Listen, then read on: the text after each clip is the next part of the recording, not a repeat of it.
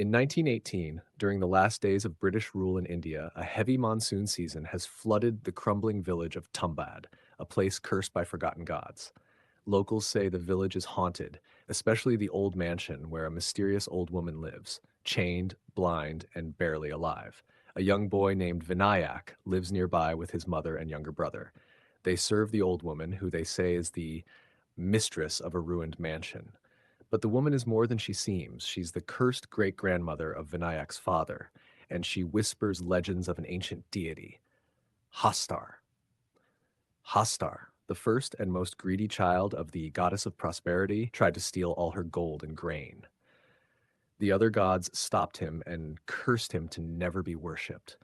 His name was erased from history, but his essence lives on, trapped in an underground vault, hidden beneath the ruins of Tumbbad. Vinayak's mother warns him never to seek the treasure tied to Hastar. She knows greed is a curse, but when his younger brother dies in an accident and they are forced to leave Tumbbad, Vinayak can't forget the stories. Greed has already taken root in his heart. Years pass. In 1933, Vinayak returns to Tumbbad as a grown man, determined to uncover the secret of the treasure. The mansion lies in ruins, swallowed by time and vines. The old woman is somehow still alive, ancient, withered, and terrifying. She whispers one final secret. The treasure is in the womb of the earth, deep in the mansion's well, where Hastar sleeps, hungry and alone. Vinayak watches her die and begins his descent. He finds the well dark, slimy, and winding like the throat of a beast.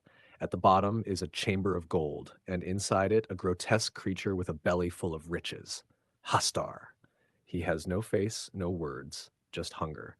Vinayak learns to outsmart him. By offering him wheat dolls, effigies made of dough, he distracts the god long enough to snatch gold from his belly. Every trip is a gamble. One mistake, and Hastar will rip him apart. Vinayak becomes wealthy.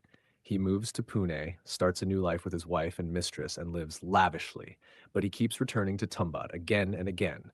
Each trip gives him more gold, and each trip he brings more dolls, more tools, more greed. In time, he has a son. The boy grows up, curious about his father's secret.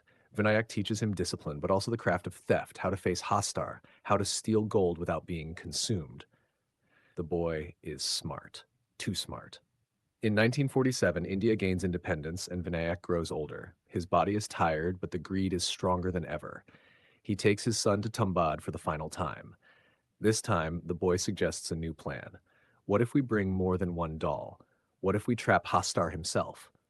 They build dozens of wheat dolls, enough to surround Hastar and keep him distracted. They go down the well together. As they place the dolls, something goes wrong. One doll falls out of place. Hastar notices. He multiplies. Not just one, but dozens of Hastars emerge from the dark, each drawn by hunger, each wanting more. Vinayak screams at his son to run, to drop the gold and escape. The chamber is collapsing. The boy barely makes it up, but Vinayak is surrounded. In a moment of clarity, Vinayak sets fire to the wheat dolls, and the chamber erupts into chaos. Flames consume the greedy gods. Later on the surface, the boy waits. The elevator rises. It's his father, burned, broken, barely alive. He whispers, "Forget the gold. Bury Tumbbad. Bury it all." Vinayak dies, his body crumbling like the village itself. The boy takes a final look at the ruined mansion, the cursed womb of the earth, and walks away. He chooses to break the cycle of greed. The treasure remains buried, but the curse ends with him.